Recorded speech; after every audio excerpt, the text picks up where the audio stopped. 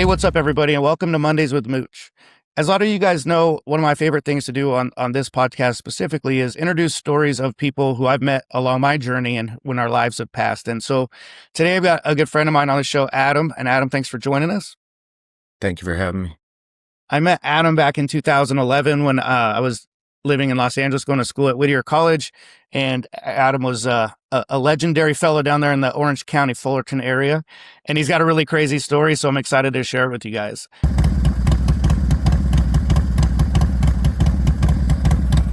Adam, like what have you always been from California? Like, did you grow up in that area? Born and raised in the city of La Mirada for the first 40 years of my life. Yeah, that's right, La Mirada. So I know, people that haven't been there probably don't know, but there's a very tight community there, right? Of like people that grew up together and different circles. And so even before I knew you, I'd heard of you and your brothers and the name. And you guys were getting a club started. But before we get to that, I kind of want to just talk a little bit about what was it like, growing up in La Mirada. What was your family like? Just kind of what was childhood like? It's a little rough, predominantly Hispanic neighborhood. A lot of Southsider gangs over there, so not many white boys over there, so we kind of had to stick together. Joined a local punk rock gang at 11 years old.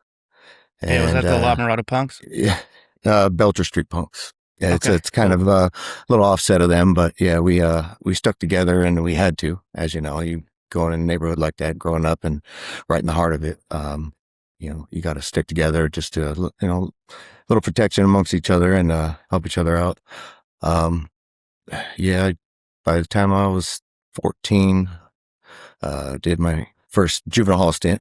Kind of goes with the territory over there, just the things you get into, and lived on the streets on and off for about a year and a half when I was 14 years old. Yeah, that's was a little headache to my mom. I was the youngest of four. Can't say, I guess, mess ups, ups, if you will. So she really lost her patience. She was a single mother raising us, and by the time I was there messing up, she lost her patience and kind of let it go and let the state take care of me for a little while. Was she working full time when she was doing this, or what was your kind of household? Yeah, she was working full time, and she was gone all the time working and just trying to, provide a good life for us and best she could. But I didn't make it easier on her. That's for damn sure. Yeah, well, I have an identical twin brother, and I look back on what we put my parents through too, so I can resonate with that. But I also want to know, were your brothers getting in trouble too? Like, or like, what was it kind of like? Were you following their example? And Yeah, absolutely. My brother, he was almost like a dad to me growing up, and tried to learn from him. And some of the stuff I learned from him wasn't the best, because that's just how we grew up. And, he went to juvenile hall before, and I kind of followed in his footsteps. He went to prison. I kind of followed in his footsteps, and that's just nature of the beast, I guess you would say. is that what got you into punk rock, and then kind of what was the role that punk rock played in your life at that time? Yeah, well, we were in a punk rock gang, and so it was our lifestyle. Doc Martens living on the streets, Mohawks, going to shows in LA, fights, lots of fights. It's just goes with the territory, kind of a product of our environment, if you say, you know what I mean? It's just how it is. Yeah, it was definitely, especially in Southern California, but there's a lot of places where the punk rock scene was a very violent scene and very gang oriented scene. And I don't think a lot of people that got into it later on in life or outside of California know that. But, like the people that know the history of, the suicidals and La Mirada punks and, and then all the different skinhead gangs and crews and stuff, like it to me, it was a brotherhood and a family, but it was violent. Right? Like it was like gang life for sure. But that's what we knew. Yeah, absolutely. And it sounds like some of it was for survival, so to speak, right? Absolutely. Or at least protection, or to all be in it together. Yeah. What were some of the big bands you were into in that era? Like, what shows were you guys going to? GBH was one of my first shows, and that was a big brawl with the lads there when I was 14, scrapping with grown-ass men, and guess it was outnumbered and still came out on top. We were just brought up with LMP at the time, and it was a good-ass show, but ended that way. So you kind of grew up fighting and in this gang environment, punk rock environment. What was you said you went to juvenile hall at 14? Was it assault charge? No, theft charges. My mom actually turned me in, which is pretty, kind of threw me for a loop, but she didn't know what else to do. I was living Okay. on the streets at the time and stealing things and getting into bad shit. And she just, broke down at the point and I guess just kind of turned me in and let the state take care of me, see if they can turn me around, which they did for the most part. I mean, when I got out, I got into football again and sports and started doing good for a few years and, played football my junior and senior year.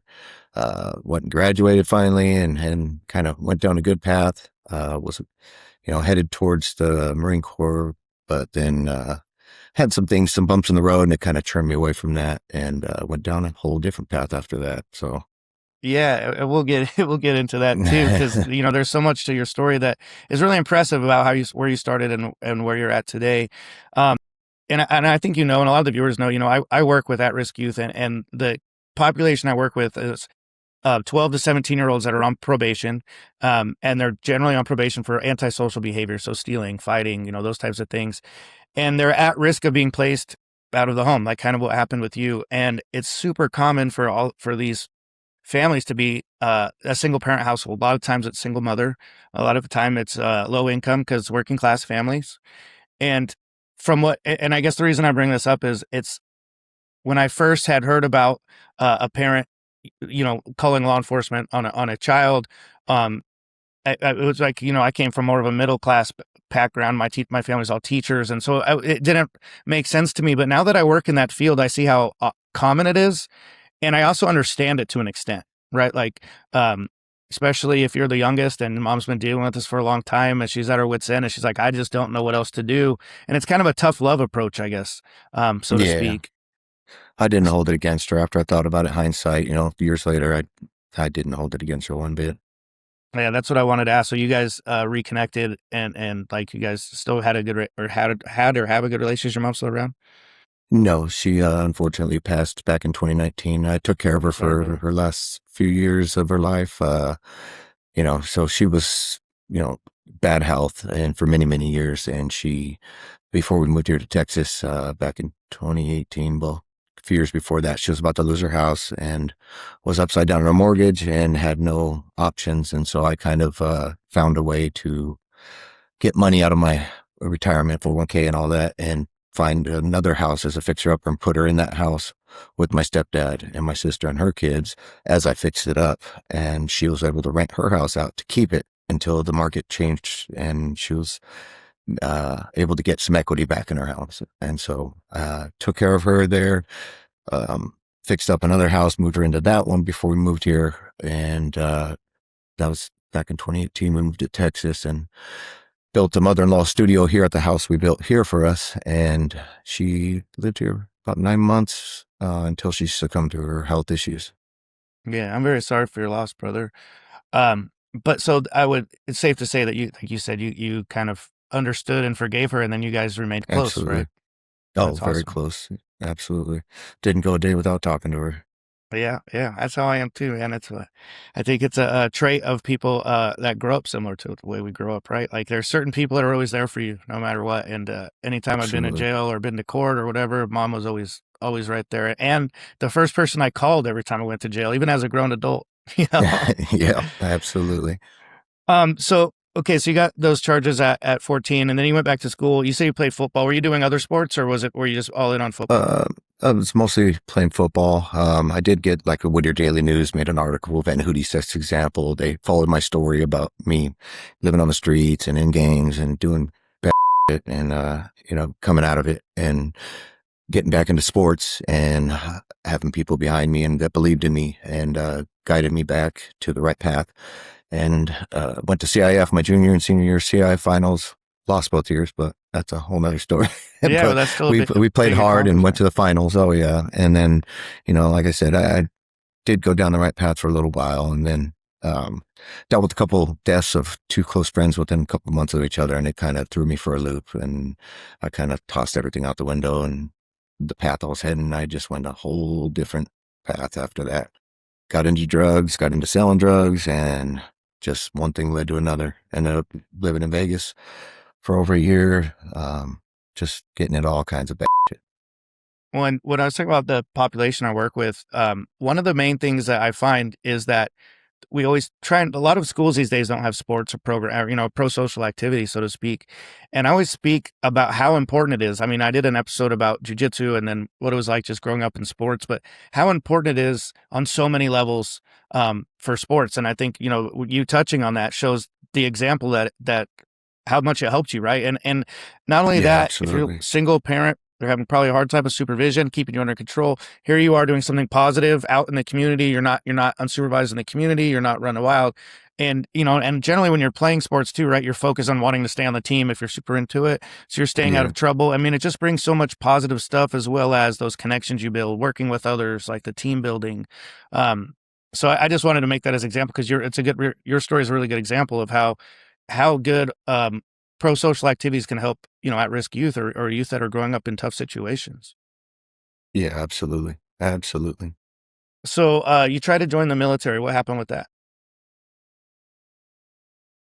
Was dehydrated going into MEPS, and they turned me back. And then when they turned me back to get back, lose weight the right way, because I was losing too much weight too quick.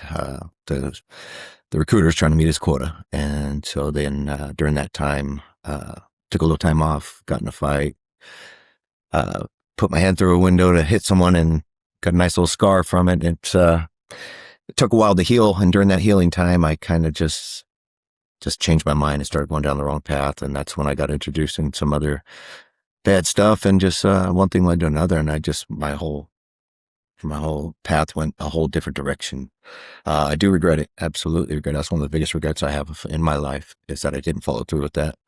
But That's a wild here one, we though, are. brother, because, I tried to join every branch of the military, and for I'll say all sorts of reasons it didn't work. So years later, I tried this, but, I got I was in the delayed entry for the Marine Corps, but then I got a felony, so I couldn't join. And then years later, they were relaxed on that rule, but then I had neck tattoos, and I see the success, my friends that served, and, now they're able to have these different programs, pay for school and help with housing. And, I used to really regret it and be down on myself that I wasn't able to get in. But the flip side is we don't know what would have happened, right? Yeah. Where you're at physically and mentally at the time, going to war, like, It was right before 9/11. So yeah, so it's it was tough to literally say, a year before that. tough to call it a regret, because I would say Who we knows if I'd wouldn't, be here. we didn't know it was going to happen, right? We could say, oh, if it went perfect, this would have been awesome, but we don't know. Yeah. Yeah, absolutely. No So, doubt. you started getting into, you said drugs, and were you still doing like the punk rock crew stuff at that age, or where were you Not kind as of at then? much at that point. I kind of got into clubs because that's where the money was at with the drugs, and that's what brought me to that. And me and the guys I was with at the time started just wherever the money was at, wherever the drugs were at, we kind of flowed with that. And then we moved, like I said, we moved at a very young age, 21 to Vegas, and we're Club Utopia and all these other Dre's underground clubs. Like it was just, we were just partying, living it up, Living up the for party days at a life. time. And yeah, it was, I'm surprised I'm still alive, to be honest with you, from that 1 year I lived out there. It was insane. What Fun from what what I got remember, but insane. Yeah, well, that's part of being young, right? For to some extent, we probably Yeah. pushed it a little bit, but what got you Yeah. involved in motorcycle clubs? I mean, were you already interested in riding? Because nowadays a lot of people go. It wasn't as common in our era, but a lot of people go from the hardcore cruise or punk rock, and they get into bike clubs. What was the lineage that brought you up into it? I always wanted a motorcycle. I didn't have the means to get a decent motorcycle until I was almost 30 years old. We're looking at I was with my wife. We're looking to get married, and we were looking to buy a house. We had a baby. We're looking to, continue starting our family, and the house was on the table, but she allowed me to spend some money to buy a motorcycle, and I, before the house, which was great. I appreciate that for her. Yeah, I've always wanted one, and I finally had the means to get one, and I got one. And then at that point, it was kind of, as far as getting into the club, club life wasn't in the horizon for me. I didn't do it for that whatsoever. It's just, I knew Yeah, so people you were that just were around in it. that life. It was part of their lifestyle, but okay. Yeah, and people that knew me were in clubs, and they, of course, start getting hit up. Hey, come hang out, this and that. I'm like, no, because I've already been to prison at that time. I I'm starting a family life. I don't, been there and don't want to go back. And I knew what path that would lead me to. So that's what kind of transpired and got us, me and my brother and a couple of close friends of ours, to start our own club.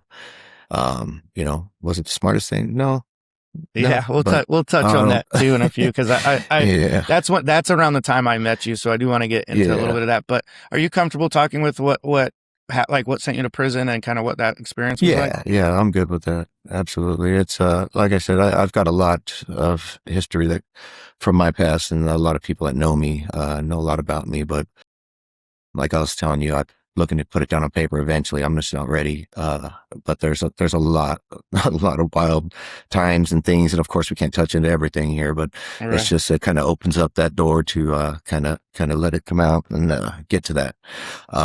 Yeah, I mean, I was in Vegas at the time, and I was flying stuff out to Chicago to some people that were connected. I did a couple trips out there, and my last trip coming back, I saw some cars at the end of the alleyway with the house we stayed, and I just told dude to keep driving. I said, drive me back to California to my mom's house. I'll pay you $400 right now. I said, don't look right, don't feel right.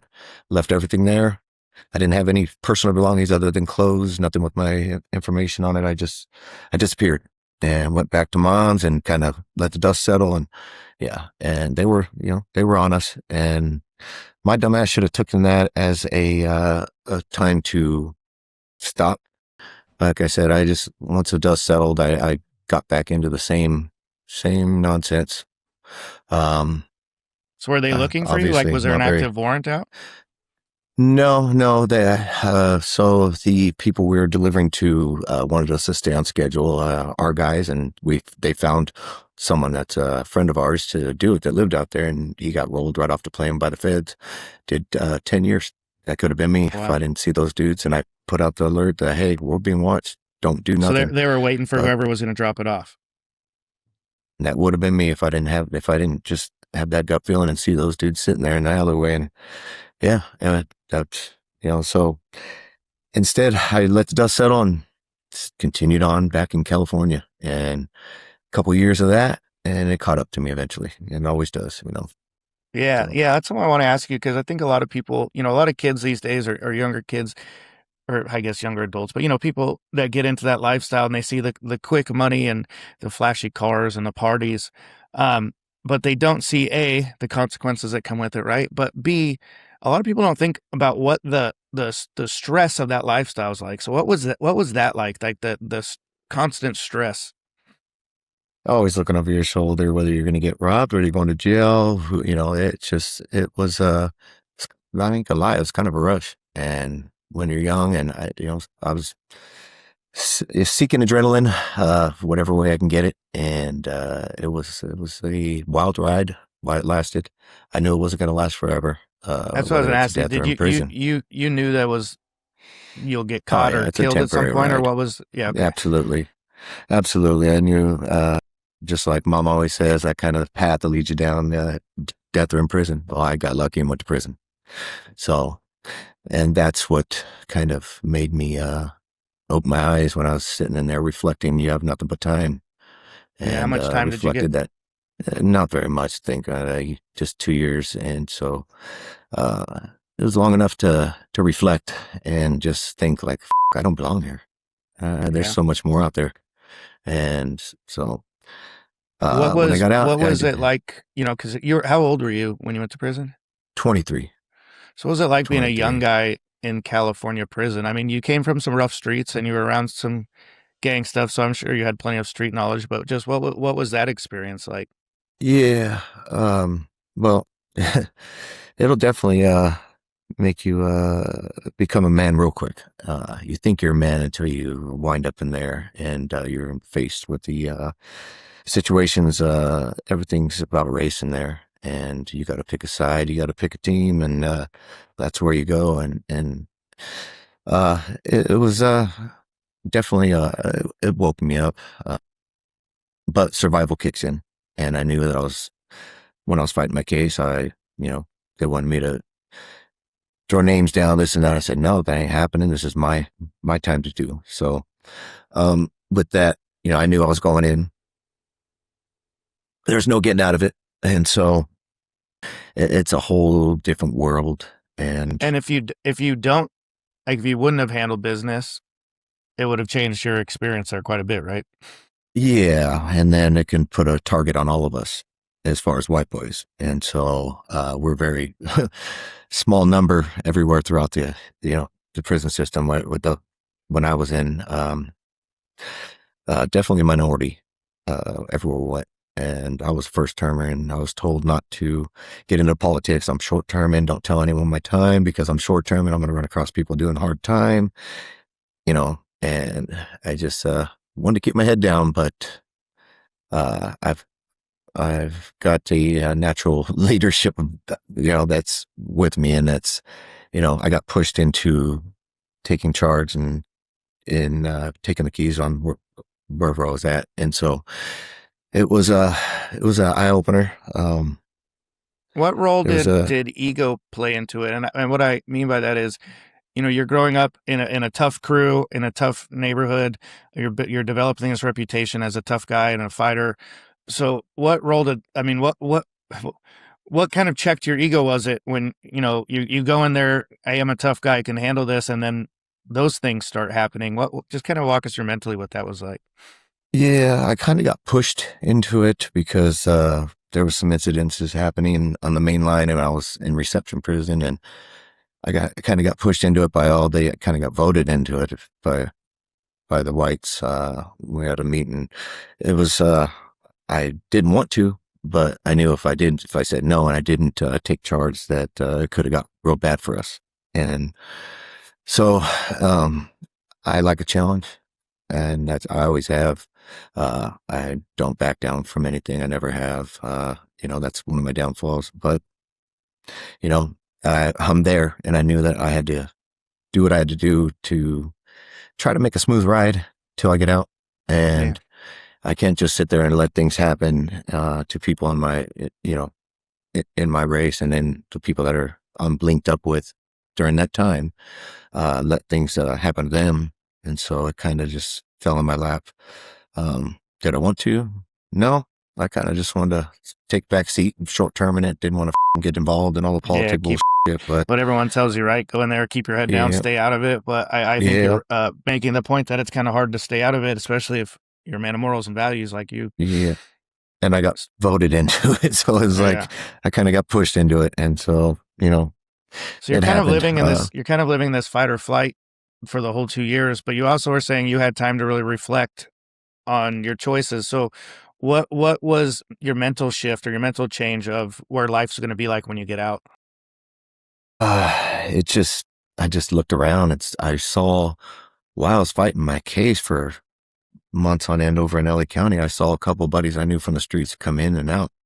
And I'm like, what the f-? Like, I'm trying to get out of here. Like, these guys are just keep getting busted and coming in. And then when I got to the main line, I'm like, I'm just looking around going, is this what I want? Like, is this what I want for my life? Like, I'm still fairly young. I could change. And it kind of just gave a lot of time to just work out, get tattooed, and reflect, and just kind of figure things out. And I just kept telling myself, I guess the number is like 6% of people that go to prison, only 6% don't come back. And I just kept thinking, especially LA area has really high recidivism for sure. Yeah. Oh yeah. And I just kept saying, this ain't for me, man. That's not, there's so much more out there. And so I kind of just, kind of worked out hard and just kind of got my head to the right place it needs to be in. And just said, just said a lot of prayers, keep me strong and keep me to where I don't snap and lose my shit and get too involved in there. There's too many stories and people I know that get more time. I got a little bit added for nonsense, get tattooed, but that's, there's so many people that get a lot more time added for getting involved in the politics. And sometimes you have no choice. So I was very fortunate that I didn't have to get too deep. And so I was able to get out at a decent time and start, a whole new chapter. So.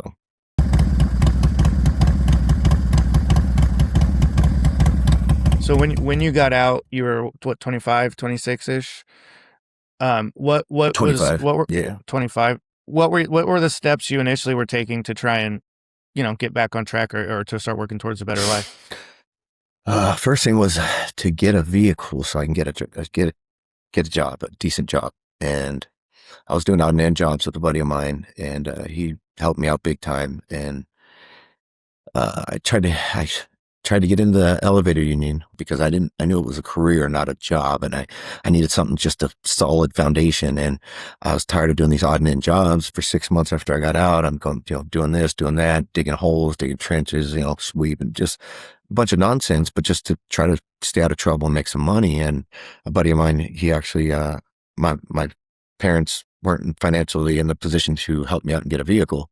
So my buddy gave me a loan and set me up with a buddy of his at J-Star Motors over there in Orange County. And they got me hooked up with a little Dodge Durango, something to get me to work. And that helped me get stability in my life and a vehicle to get to work. And, you know, uh, before that, I did have a buddy that I was staying with that helped let me use his car for a couple of weeks once I got the call that, I have a job waiting for me. And, very grateful for the friendships I had and the people that were around me at the time and still in my life that helped me out. And that changed a lot.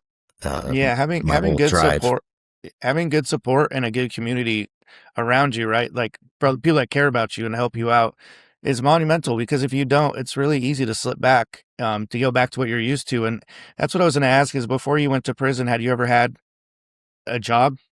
So I worked at a couple pizza joints when I was young, 16, 17, 18. That was about it. I pretty much, from 19 till I went to prison, I pretty much sold drugs. And that was my job. Did it? That's what paid the bills. I mean, thankfully you had a very supportive and appreciative friend group. How many, like, was it hard to not just say, it, I'm waiting for a job. I need money. I need a car. I'm just going to do this for a minute so I can get a car. I'm going to go back because that's what you knew, right? It did cross my mind a lot. And I fought with that for a little while. And thankfully, I'm not an angel. I did go back to using, but I didn't go back to dealing it because I knew the consequences were going to be a lot harder when I get busted. And so Absolutely. I knew that, and my mom's health was starting to go bad. And I'm like, I don't want to be in here if something happens to her because I'll never forgive myself for that. And Absolutely. so, Did your yeah, friends help you stay out of, like, did you talk to your friend? Like, they supportive of keeping you out of that? Like, they know what your goals were? yeah, yeah, they definitely did. And I actually started getting to a mindset of setting goals, 6-month goal, a year goal, 5-year goals. And that's, I just started meeting those goals and then make more. And that's pretty much where we're at today and where I've gotten today. And I still have goals and everyone I talk to and they ask me how I've gotten where I'm at and you look at me and the way I look and what I've been through and they see what I have and like how do you get there? And it's like, you just got to get in the right mindset and set goals. My main thing is set goals and follow through with them Yeah. and set The, another one when you hit it. the follow through is what's super important. I like you touched on that because it also follow through goes back to you not going back to selling drugs, right? You set a goal of I'm gonna get a career, not just a little job, and you stuck to it. And I can imagine the draw and the allure to going back to what was easy or what was known to you was probably pretty strong. So being able to stay firm in that that takes a very strong person. So yeah, I admire that, man. That's awesome. And you have, I mean, at the time I've known you, you've continued to be more and more successful and just really Appreciate building a that. good family and good stuff. So that's one of the reasons I'm really happy to have you on the show is that I know you have a past and then now you were also a very successful life and a great parent and good partner and so showing that you can make these changes. Um, Absolutely. It's never too late. So tell us about, I was telling the producers before earlier about when I had first met you, everyone was talking about your felony fights video. So when did that, when did that come out? How did that come about? Like, and what was kind of the outcome from it?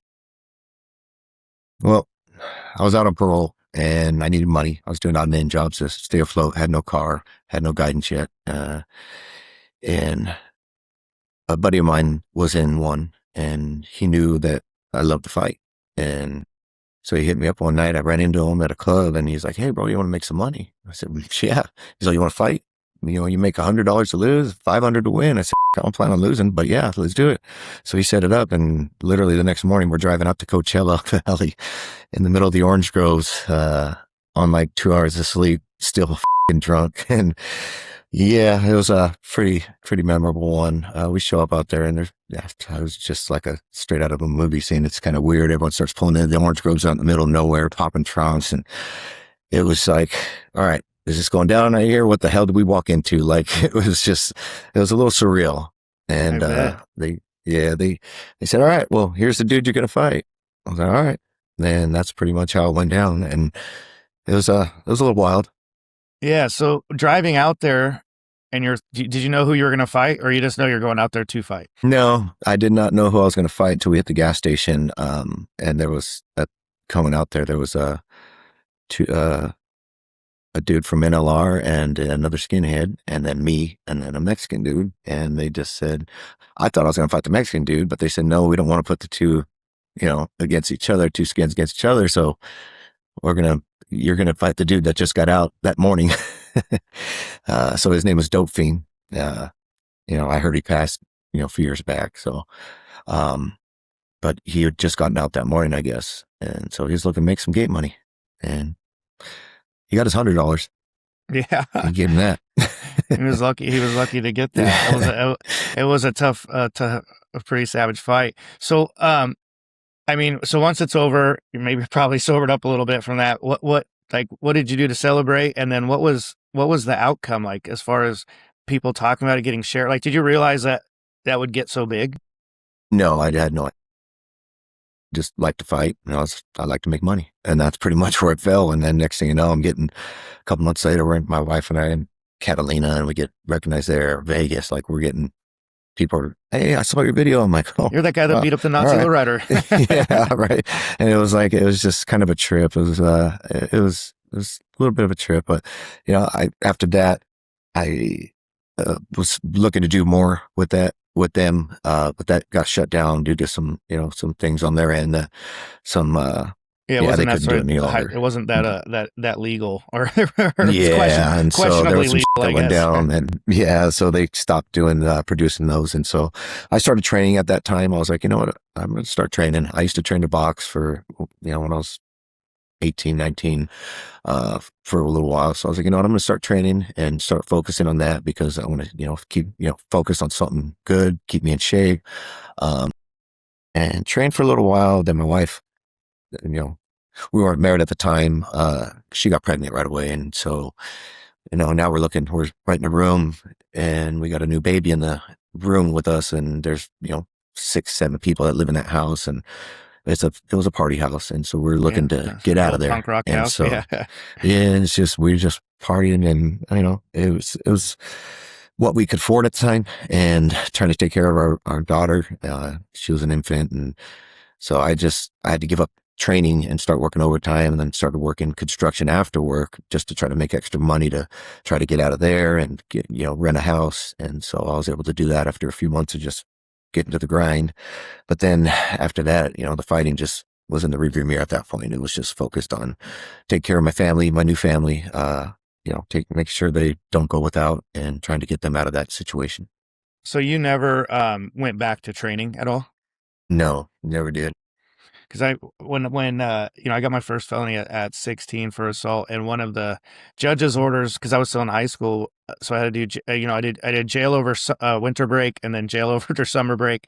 But one of the judge's orders that I do boxing, and so I was probably the same age, about 17 and 18. I boxed, and when I was in wrestling, or like you would have been in football, I was already in good shape from the wrestling. So I was like, yeah, this boxing's cool.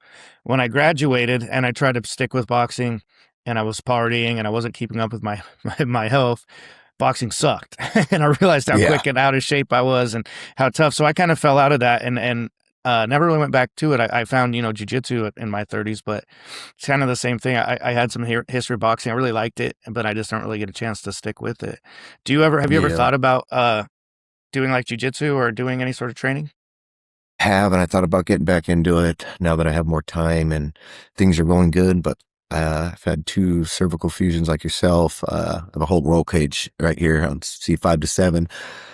They want to do surgery on my lower back. I've had 4 knee surgeries, rotator cuff surgery. Might So not be in the yeah, it's, cards. yeah, so it's, I kind of just got to accept it. I love fighting. I love watching it. I love training.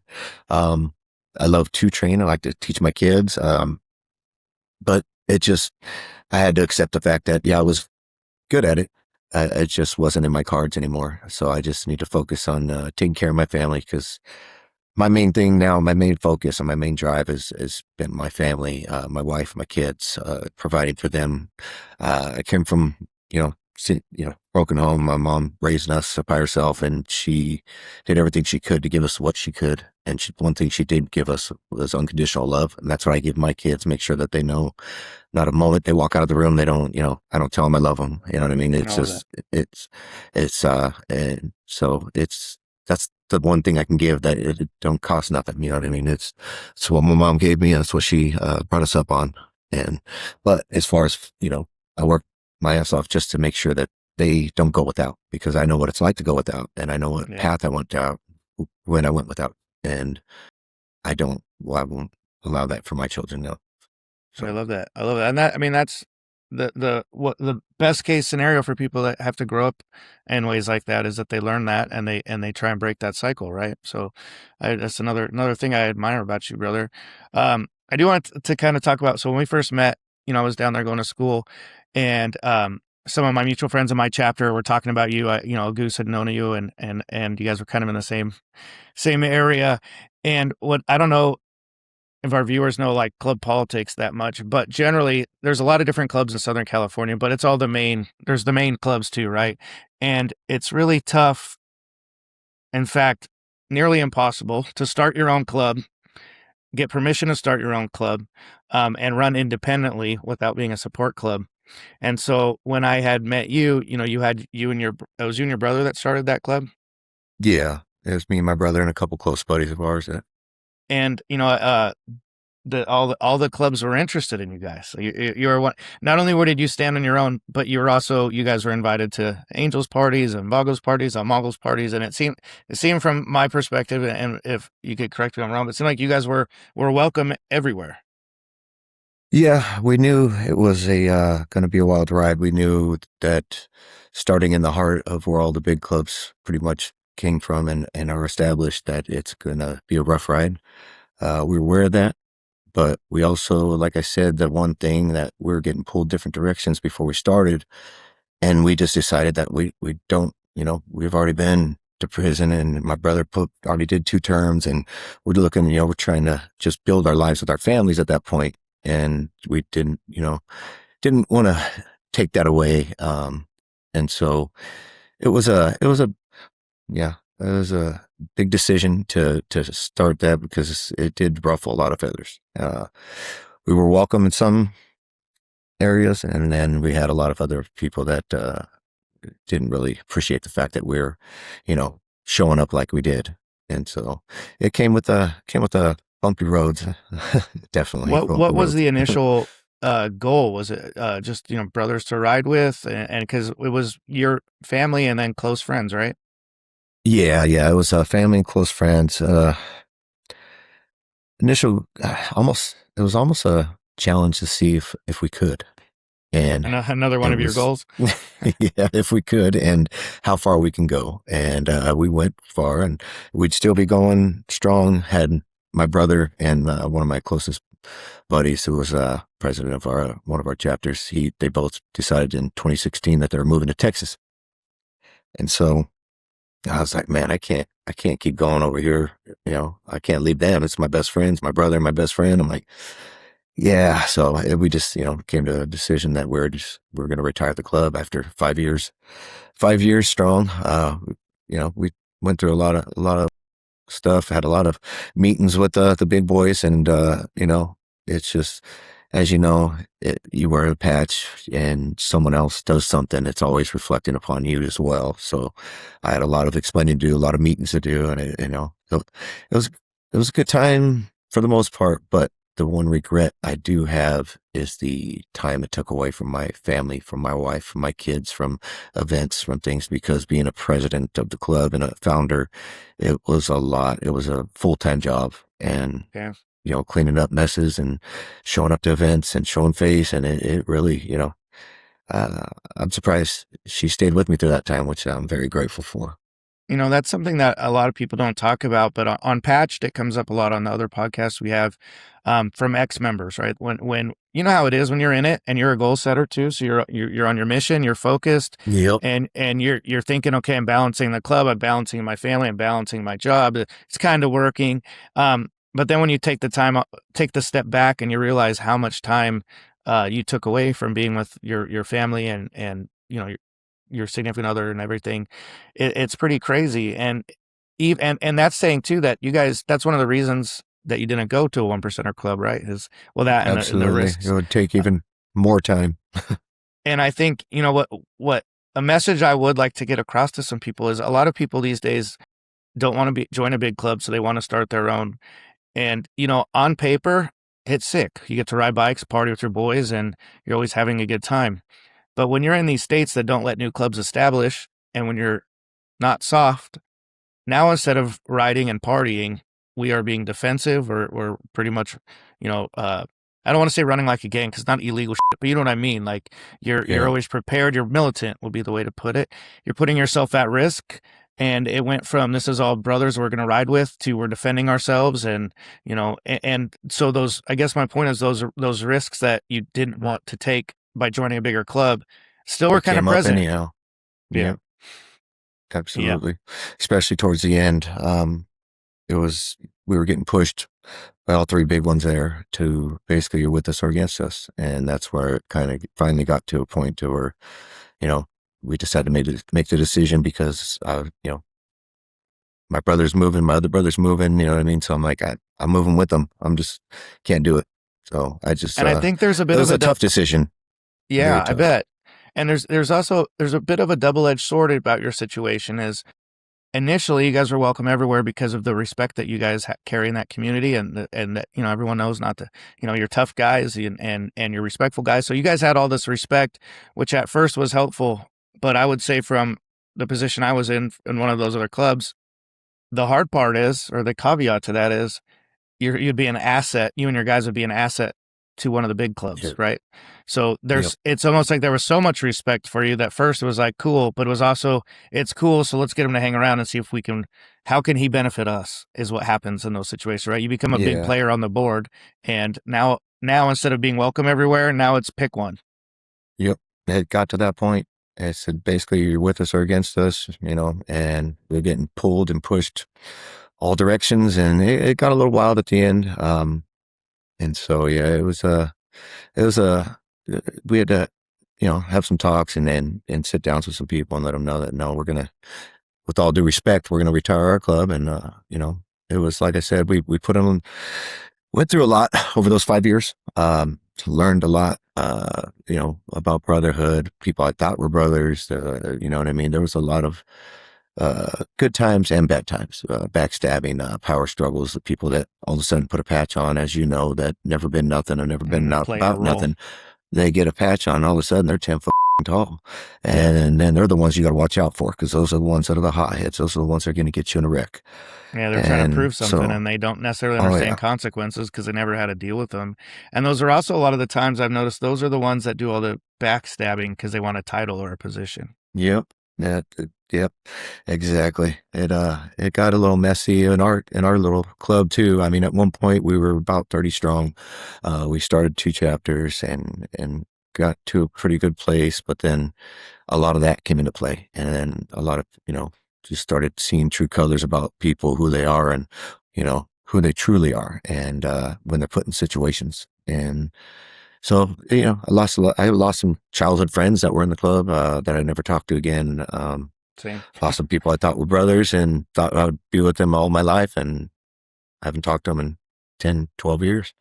I like that you bring that up too because that's something that also doesn't get talked about, but very often. But when I was in the club, I toured in a punk rock band and I get around and so I had a lot of acquaintances, a lot of friends, a lot of long-term friendships. And so when I joined the club, I didn't ever recruit anybody, but people I was friends with wanted to be, oh, that looks cool. So you start bringing in friends, close friends, guys and you never think, like in your head, you're like, this is sick. now we're even tighter. This is brothers forever. Yeah.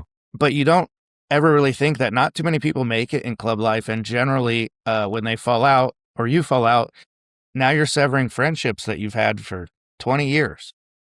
Yeah. Yeah. And then we lost some because it wasn't enough to be in our club. They wanted to be big boys. So a Yeah. couple went to Mongols, couple went to red and white, and, you know, and Yeah. they So just started drifting you got off, these and bigger that clubs come caused there more and problems for us. trying to cheer, Yeah. like, okay, we want, because Cherry picking initially, out of our, I know initially it was they wanted all you guys, right? They wanted yeah. the Van Houttes and whoever they bring with Ah, them. And then you guys hold firm and say, no, we're doing this. So, okay, well then we'll take this guy. We'll take this guy. yeah, And that's it pretty wasn't, much no disrespect to anybody that did that, but it wasn't necessarily that they picked the best players on the board. They picked the willing. that would do it. And so, Yeah. yeah. And that, all that did is it made a little more mess for us.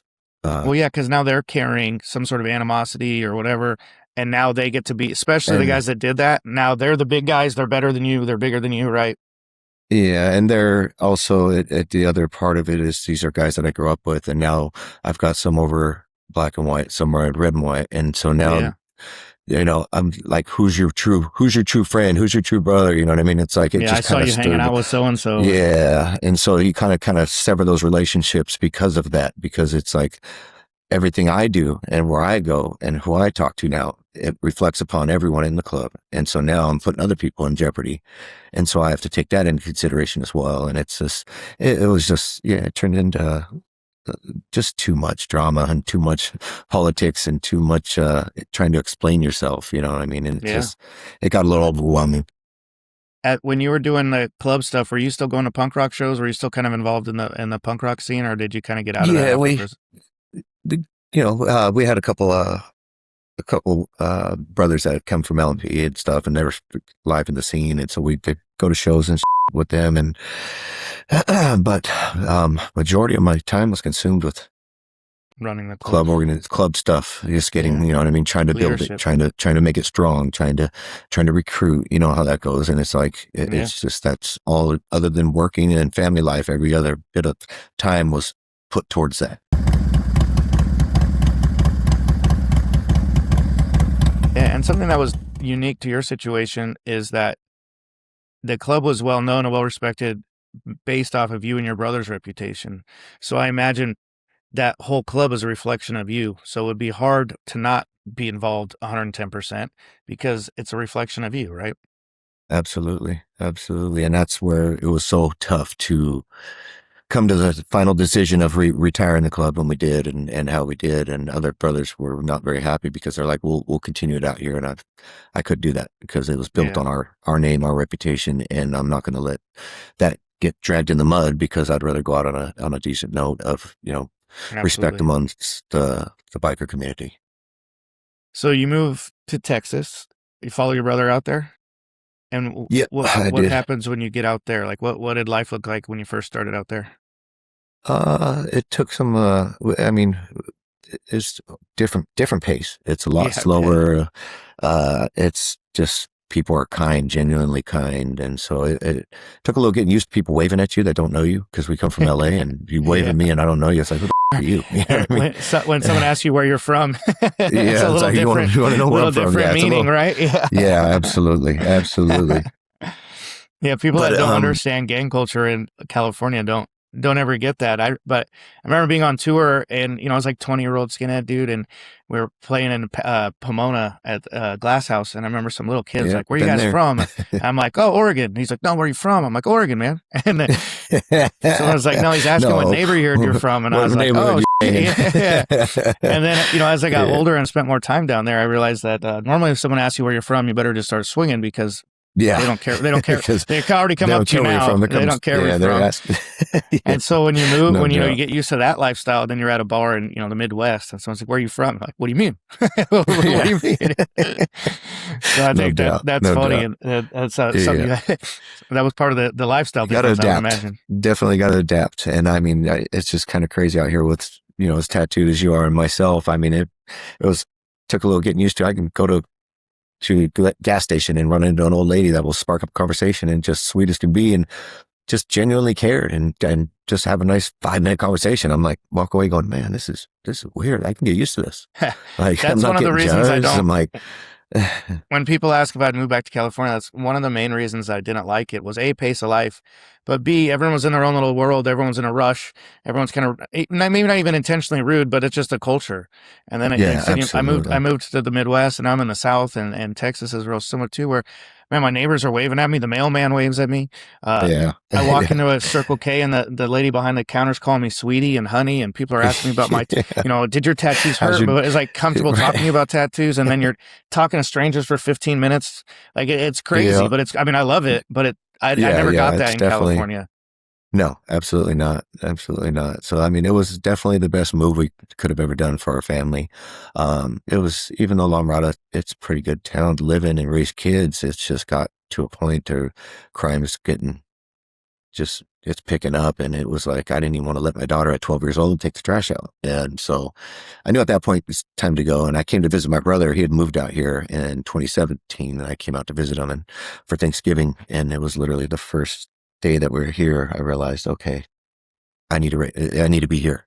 It was just the people, the genuinely kind, and just the surroundings, the country, fucking driving down the road and you got cows right here. And, it's like, it was different, so different, but it just drew me in. I'm like, I got to raise my kids here. This is where they need to be. The area you're in now, is that where he was at? Like, so you went straight to Yeah. that kind of by Yeah. the lake and the cool area of Yep. Texas? 2 rivers in our town, lakes 15 minutes away. It's like, yeah, a lot going on. It's like one of the biggest vacation towns in Texas. And so, yeah, it drew me in. I was like, nope, this is where I'm staying.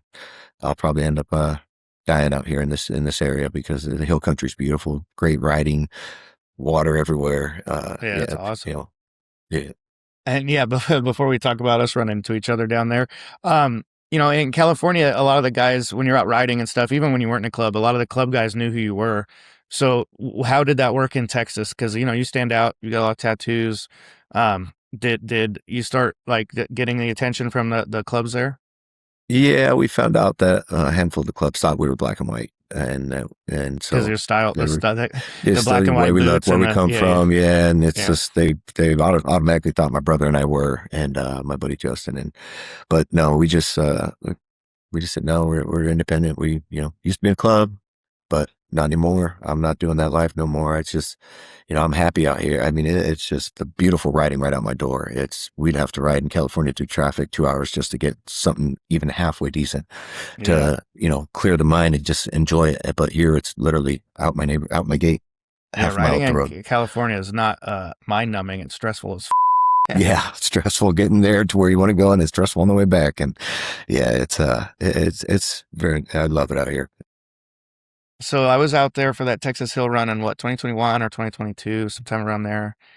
22, And, I believe it is. Yeah. yeah, 22, and I had just left the club. Actually, you know what? Actually, 23. Because I remember. 23. Okay, yeah, because it Yeah, was about a year after I left the club, yeah, and I didn't know what kind of overlap there was going to be with the big clubs there versus the club that I was in before, and they were having issues, and I didn't know if it was going to be a personal issue, and so we came down there with the LTR guys. We were invited to that Texas Hill Run, which was a great run.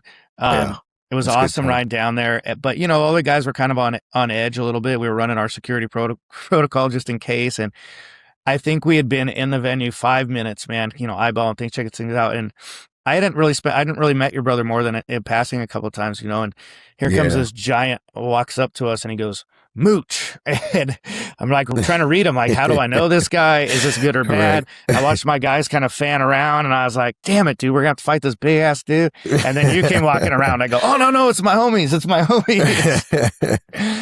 And then, Yeah. we No, ended dude, up reconnecting and kicking it. And that was, absolutely. It was a good I mean, time for in sure. fact, that's when we really started talking a lot more and staying in Yeah, touch more stuff. So that absolutely. was awesome. And I remember you telling me how much you were enjoying it down there and the lifestyle differences. And man, Yeah. by then, Yeah. you had a house and a boat and a family. Like you're just Yeah. killing it. It'd come a long way. Yeah. So with that, to kind of get closer to wrapping up, you move out to Texas and like you started some businesses. Like what are the things you've been doing out there?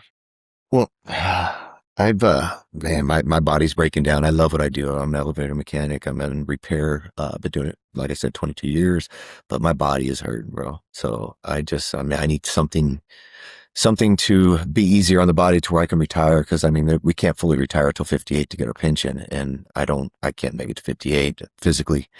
So I'm trying to put my feelers out. I've always wanted more, though. I mean, even when I was in California, I started flipping houses. That's what allowed us to get the beautiful home we're in now. You know, it's just being able to do that before we moved here. I'm always my wheels are always going. I'm always thinking about some way to make money legally. Yeah, but Legally now. you're always progressing forward. It seems like you set Yeah, this goal, you meet the goal, now on to the yeah, next. So you don't like, hey, I started a yeah, business, cool. Now it's like get it successful. yeah, It's like you do with the club. You get it successful, you move on, but then now it's on to the next. yeah, And so you've been doing absolutely. that And out there. yeah, so we started first with just tinkering around with the clothing company, my wife and I, and she started doing some cool stuff. And so we started going to venues and vending at different places, bike events, Harleys, and different places. And it worked out pretty good. I mean, it was fun. It didn't make, a lot of money, but it got us out there and enjoyed, meeting new people. And is American Heathen Apparel but it's been kind of on the back burner for the last year. My wife's working from home now, and so a lot of her time's consumed with that. And so I just, I was looking for something else that can kind of make a little extra income. So I just try to, we started a business with my brother and my sister and our wives, and it was a logistics business. It went for about a year. It was, good and bad, and it's just a lot to get into if you're not in that business. So after a year, we kind of dissipated that, and then I wanted to do something with my wife, genuinely just with my wife, because when you get into business, I did get into business with some friends, and most of the time doesn't work out. Animosity, someone's doing this, someone's saying this. It just, it didn't work out, and I lost friendships over it. And Similar to club life, um, right? Like there's a lot yeah, of yeah, parallels. absolutely. And I lost some good friendships over it, and so I just decided that I won't do any of that anymore. Learn the hard way. I'll only do it with my wife. That's, she's my rock. She's the reason I'm at where I'm at is because, she keeps my head straight and, Yeah. she's my voice of reason. And she's always been just a strong, supportive partner too, right? Like she's always got your back.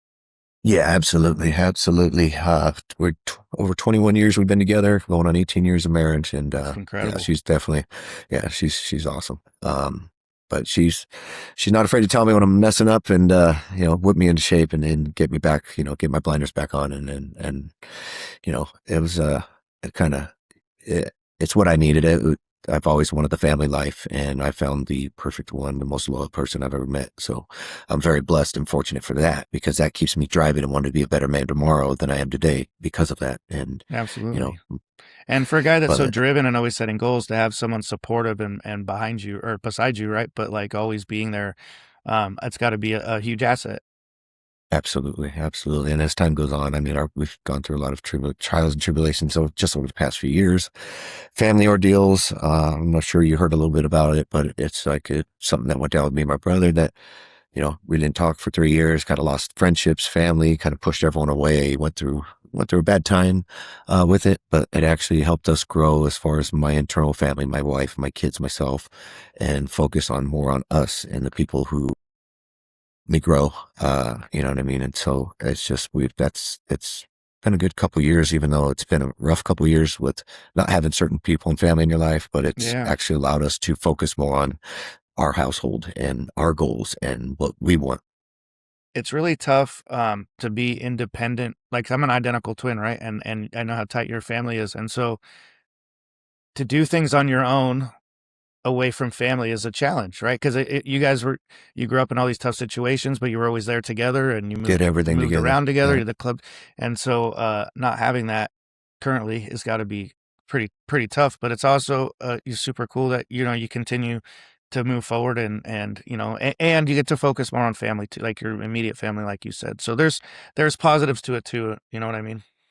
yeah, absolutely. Absolutely. That's the thing that we're kind of ventured into recently, my wife and I, is just, something to make a little extra money when I stopped working overtime. I'm like, man, it'd be nice to, make a little extra side cash. And so I bought a dump trailer and just sat on that. And rented out a little bit and toyed with that, and then got an LLC for it. I'm like, let's get an LLC, do a little more, put a little more time into it, kind of get filled, because I mean, you got to be willing to fail to succeed. And so we kind of threw it all in on that one. And this whole last year, it's this entire year, I went from one trailer to 4 dump trailers, a couple of utility trailers, looking to get car haulers. It's just starting to build. I'm getting the customer base here in town, and making relationships with people locally. And it's actually really starting to take off. And it's exciting to see, to think what the future will hold with this, because it's just, That's awesome. my wheels are finally just continue going, and I want to grow it. Well, I feel to like where I that can, you're pretty successful when you set your goals. So I'm going to be pretty optimistic about this one. yeah.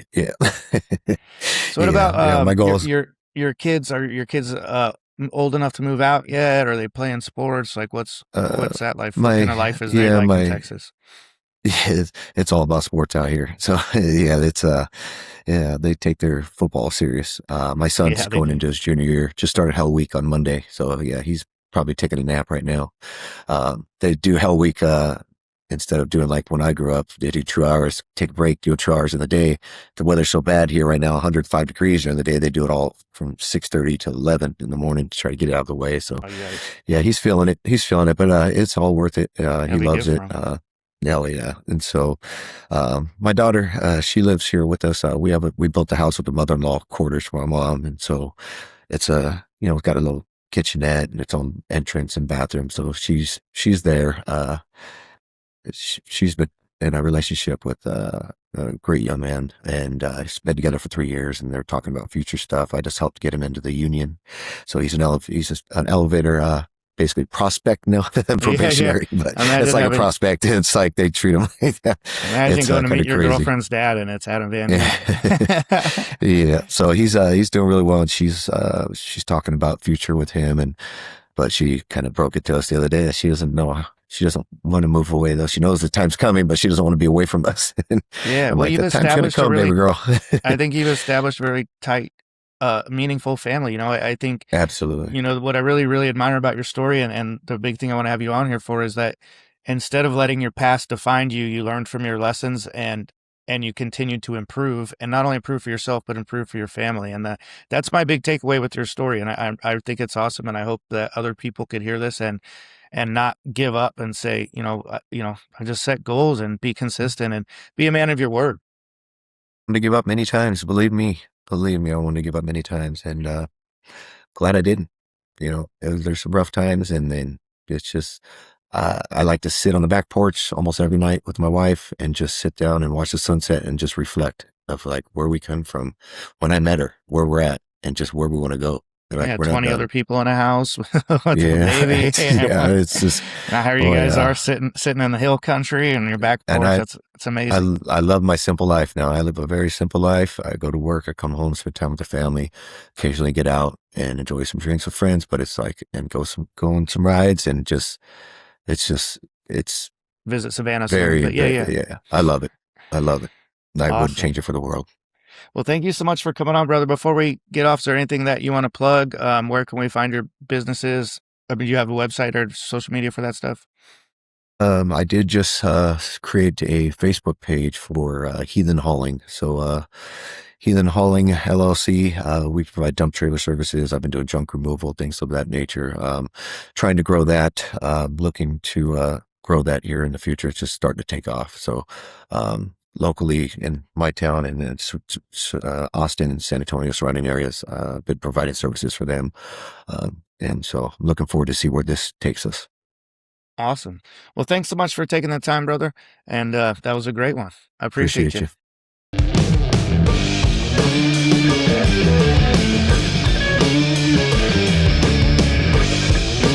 You.